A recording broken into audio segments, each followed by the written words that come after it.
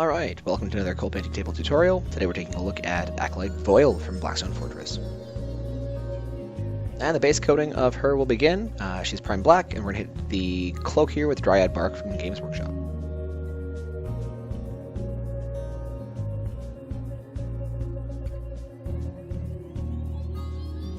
Okay, now that the Dryad Bark is all dry, we're going to start highlighting the tabard, or the skirt that she's wearing, with Badger's Minotaur cracked leather. Now this is an airbrush paint.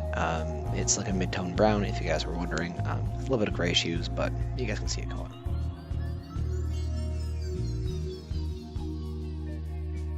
Okay, now the next two clips are going to be just adding in more Desolate Beach into that cracked leather. Basically, like, Desolate Beach is an airbrush version of Bleach Bone, or Shopty Bone, whatever GW like beige is now. And what I'm doing is just adding in more and more, never so that it's pure like Bleach Bone, because I didn't want it to be that bright. But we have like a lot of warm tones as our highlights here. And in the next clip, I'm going to talk about like warm and cool tones, because one of my buddies was asking me about that. Like, why do I choose to highlight one thing or the other?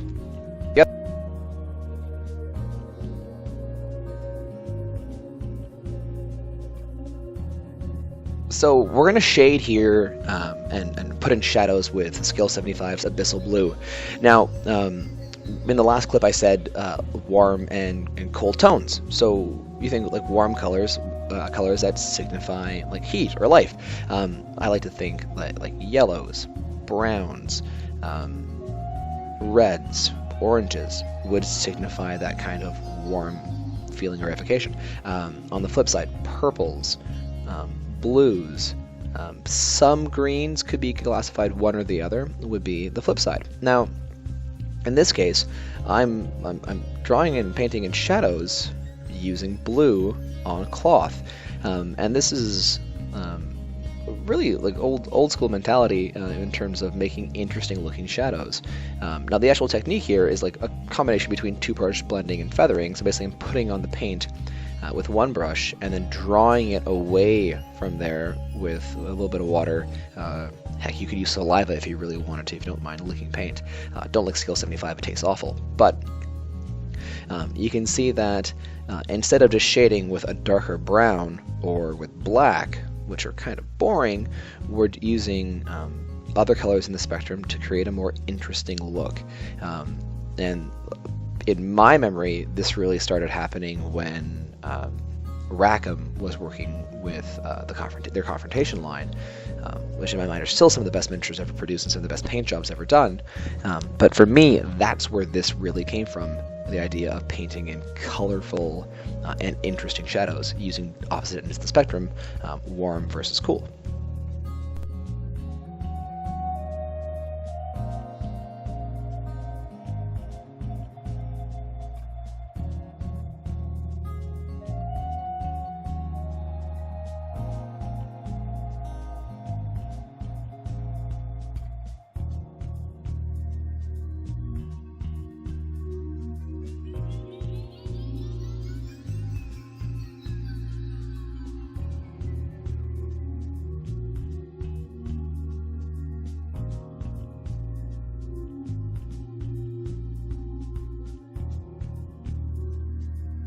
And now that the skirt's all done, we're going to go back into the armor now, and we're going to start basing everything with the Eclipse Gray.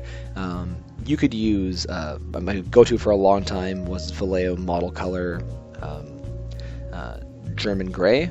You could look at any kind of slightly off black here for black armor, because black things are very rarely just black in nature. They're very dark grays and changes therein.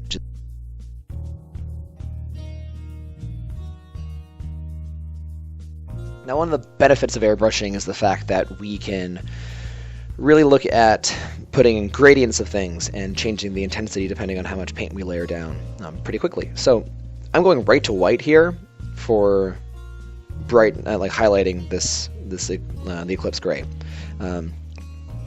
You need to thin this out enough that you can put on a couple layers of something to make sure that it doesn't just completely overwhelm your entire color, because we can always bring it down a little bit. But even if you look at where the white hit that eviscerator, we are specifically placing that color and using your thumb as a masking brush as well.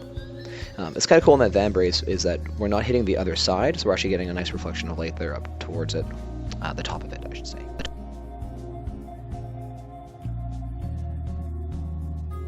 Now, personally, I didn't like the way that it necessarily hit every part of it, of the pauldrons, of the gauntlets, etc.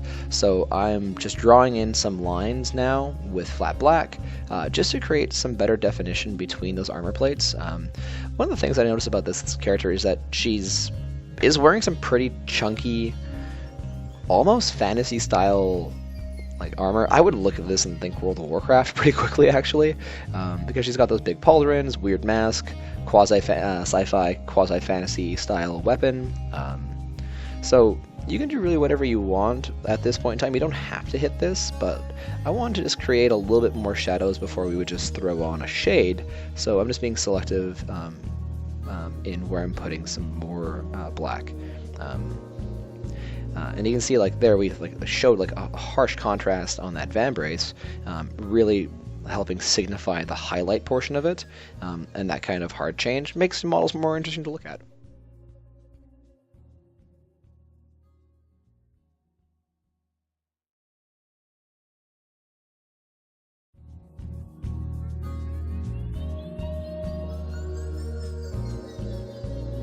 And much like putting an Instagram filter on, we're going to hit everything with Nuln Oil, not the gloss, just the normal, and this is just going to bring the black a little bit more, or I should say the white more in line with the black, so things aren't quite as attacking the eyes. Now the next part of this is going over the weapons and all the metallic bits. You're going to see my normal triad of colors for metallics. People generally just find things that they like. For me, for a long time, it was just Voyle Model Air Steel with a couple different washes and then highlighted again. Now I really am in love with Scale 75's Black Metal, so we're going to hit all the metallic areas with that.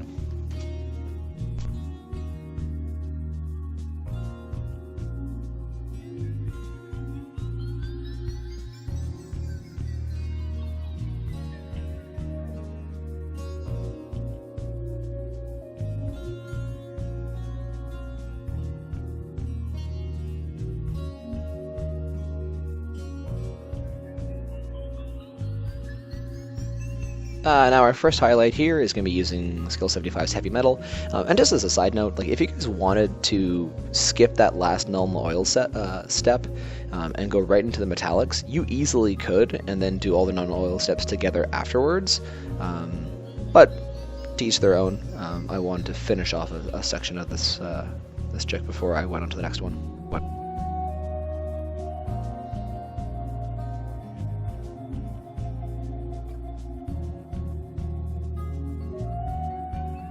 And our final highlight here is the brightest color, like just aiming towards the top and just selective on where you guys are highlighting. You don't want this to overpower everything. We're using speed metal, so the not the brightest metal that Scale 75 has in their line, but it's definitely one of the brighter ones as part of the brightest of the metal triad here.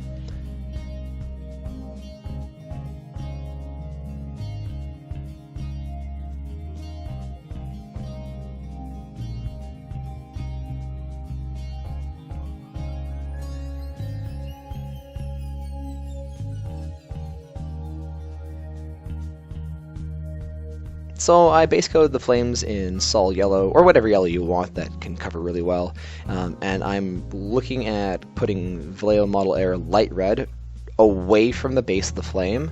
A lot of the flame can be light red, but we want that yellow showing at the base of it because that's the brightest point, and that's the hottest point is right at the end. It's not the extensions of the flames. And highlight number 2 here, or dark light, if you want to think about it, putting in more of a red color, so Italian red mostly towards the end. Now we could have ended there, but like this is Promethean burning. This is like basically like an oil fire sticking out of this chick's back and on her weapon. So we're gonna add in just flat black towards the ends, just to make it look like a dirty fire.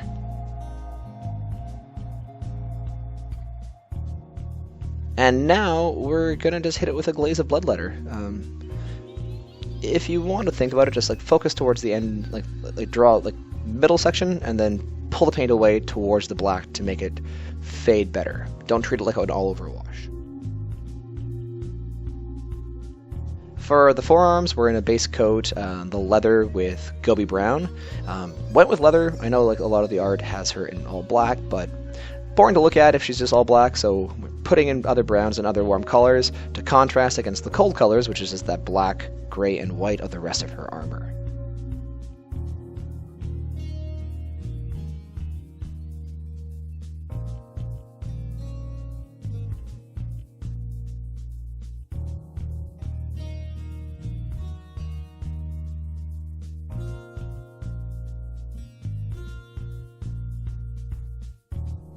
Now for the highlights, we're just going to add in white to that Gobi Brown. I don't have a specific ratio.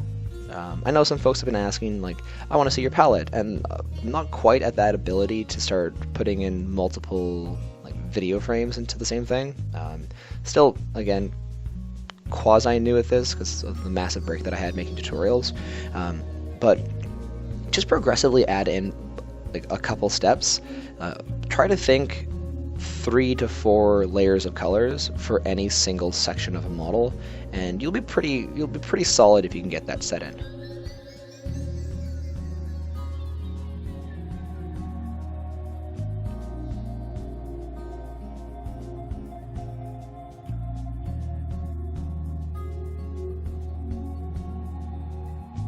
Now once that's all dry, make sure that it is completely dry, because we're going to go in with metallic, and you don't want to hit wet paint with metallic because it'll just bleed everywhere. Speed metal, the same metal that we were using before for the brightest highlights on the weapon, but we're hitting all the studs and rivets across her now, just to help show that like small focal point of light that would be reflecting. So it's all off of her forearms, across her chest. I think there's rivets everywhere. Just make sure you hit all the rivets. Okay, for her head, we're just going to use Scale 75's Pink Flesh. The old Dwarf Flesh would be pretty close to this, or P3's Cardic Flesh would be probably somewhere along that range as well.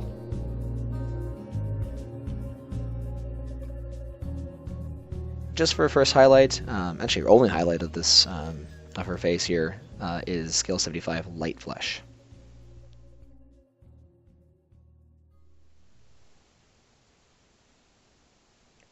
Okay, I forgot that I did another highlight step, so sorry about that. But this is just pale flesh right along the top of her head.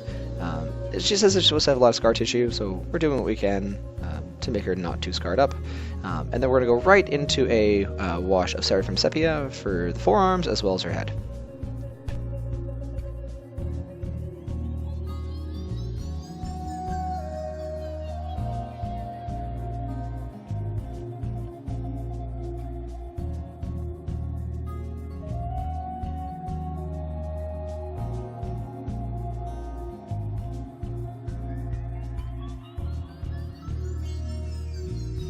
Now, if you look back in the channel before the long hiatus, I did a tutorial on how I do faces on a Space Marine. That's basically what I'm doing here, is just finishing off the eyes. So I know it's not the easiest thing to see because I'm going to flip her around a fair bit, but I draw the whole eye in with black. I then fill in that mostly with white, trying to leave a black outline, and then I draw in the pupils afterwards. This is how I was taught back when I worked at Games Workshop, and it still works for me. I know some people like to throw in colors and such, but for me it depends on the scale of the model and how much effort you really want to put into it, and in most cases I'm painting gaming pieces like this chick, so I'm not going to worry about putting in like an iris or anything like that.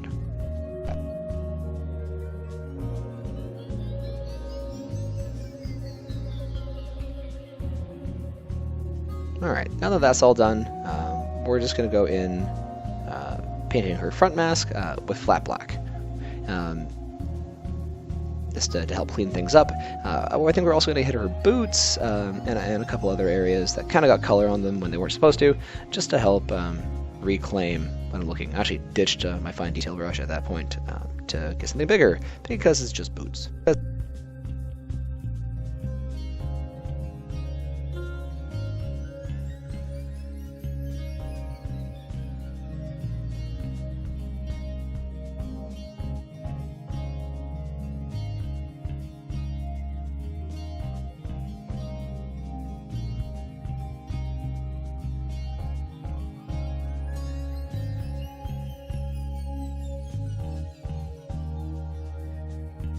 And back to the weapon.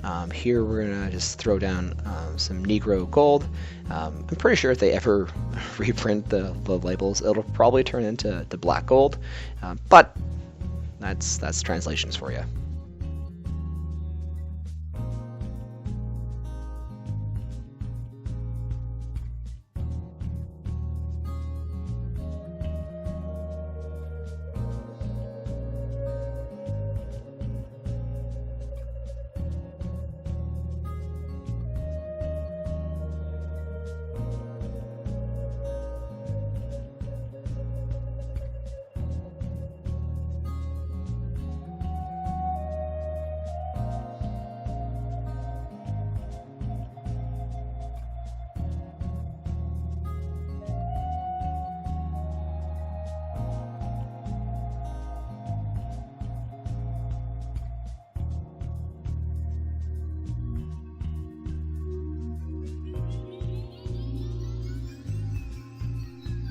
Wicked. We're going to use two different colors here to highlight the mask and the boots. We're going to use Eclipse Gray like we used before, and we're also going to use Anthracite Gray, which is very similar to like Space Wolves, or no, not Space Wolves, Rust Gray is I guess what it would be now, or Fenrisian Gray. I can't remember which one it is, but you can see it's not the black and white that we were using before. We're looking at like a bluish color for these highlights.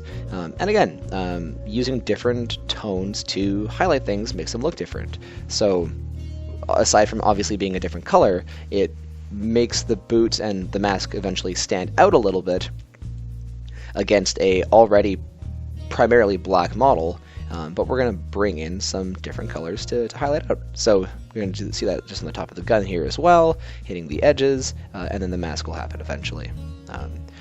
Did a lot of feathering, more than I probably usually do on models on this one as well, so it is kind of fun just reminding yourself that there are techniques that may not be part of your day-to-day that you like to use, but you probably should, because it makes them all look better in the end.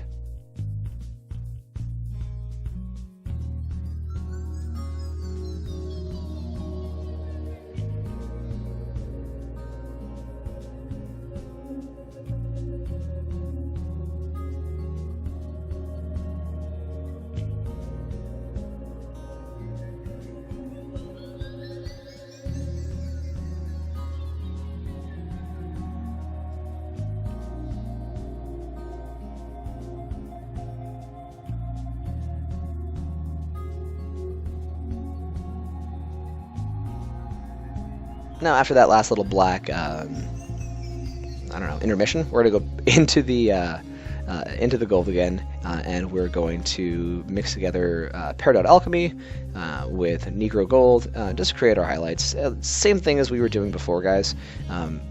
3 to 4 different colors of highlights usually works pretty well. Metallics, depending on how bright you plan on going for steps, will add in a fair bit of contrast, so you don't always have to do quite as many steps here, but it'll always look better the more effort you put in terms of choosing your colors. And the steps that you have specifically between highlights. So that was the mix, and now we're just going in with pure alchemy just to create more of a stark highlight.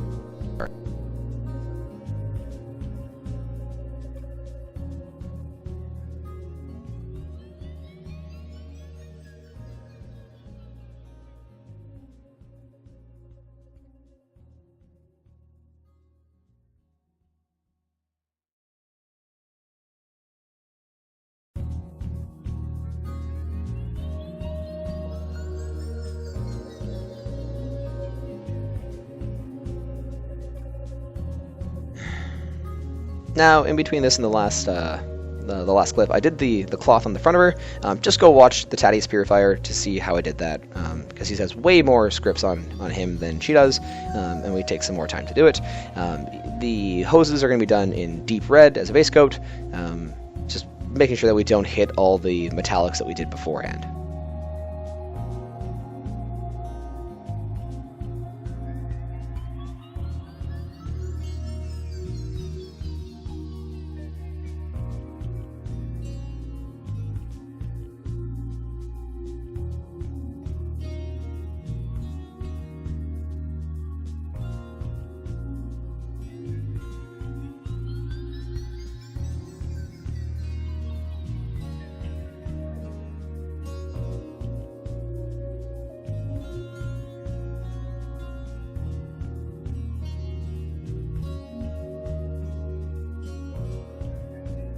The highlight of that red is going to be using Antares red.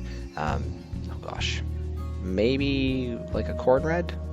Maybe if you're looking at GW stuff. I'm trying to think about like the way the conversion charts go for everyone else that may not use this paint line. But it's your standard mid-tone bright red.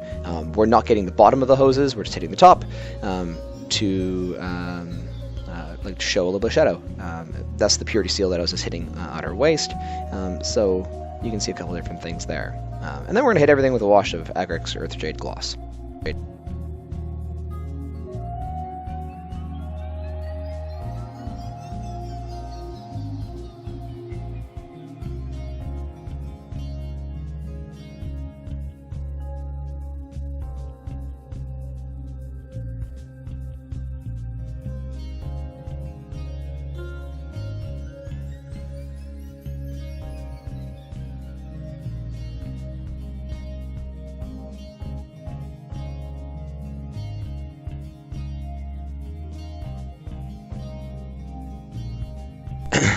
The last little detail here is the Holy Book that she's got on her back. We're going in there with Dubai Brown, which is different than the Gobi Brown or the Dryad Bark that we hit before on this model, and slowly just adding in colors to help highlight it up and brighten it up. So I'm pretty sure I'm just adding in white here to the Dubai Brown. It is a little bit white. Yeah, see, that's definitely white in there to brighten it up. And working with wet paint allows you to kind of blend the paint a little bit quicker together, assuming you're moving quickly.